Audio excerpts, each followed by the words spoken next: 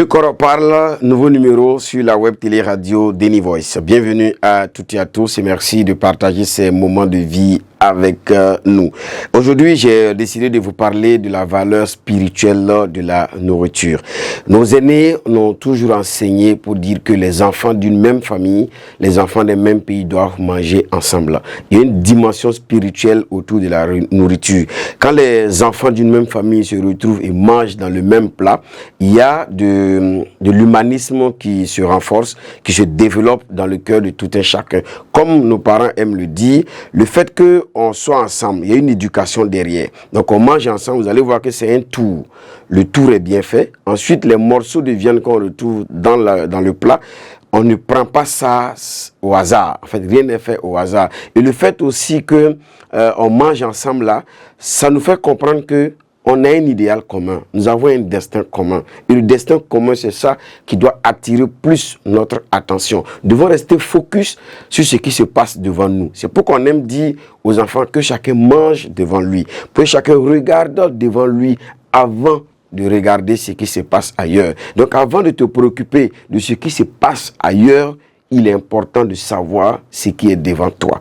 On n'oublie pas ce qui se passe devant soi. Devant soi, c'est là d'abord notre grande attention. Et c'est ça aussi, les philosophes contemporains ont dit, non, tu ne peux pas vouloir changer le monde en oubliant de te changer toi-même.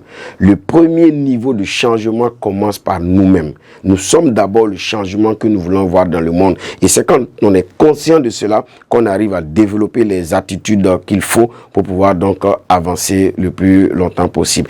Et aussi, la nourriture permet de renforcer des liens. Vous voyez quand même dans nos services, de plus en plus, il y a des moments où on se retrouve pour manger ensemble. Ça développe la collégialité. Donc la nourriture est très très fondamentale. C'est pourquoi on a aussi la coutume de le dire, hein, quels que soient tes problèmes, mange d'abord. Parce qu'on sait que la nourriture est une préoccupation majeure pour chaque être humain. Et quand on se retrouve autour de la nourriture, quand on mange ensemble, on est content. Remarquez même souvent quand vous finissez de manger ensemble, quand le ventre est plein, tout le monde est content. La paix devient facile à être mise en œuvre. Et c'est ça qui est très important. Donc, quand nous avons l'occasion de manger avec des amis, saisissons ces moments-là. Parce que c'est des moments d'humanisme, c'est des moments d'humanité.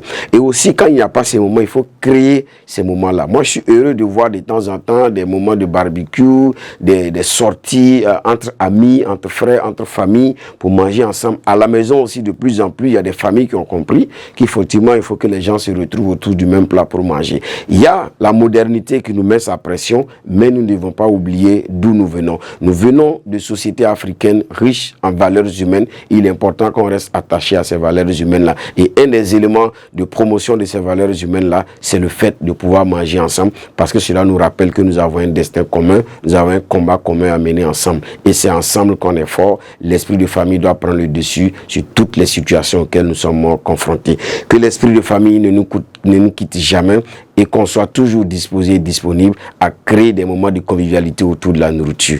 Très bonne journée à toutes et à tous. Merci de m'avoir écouté. Les programmes continuent sur la web télé Deni Voice.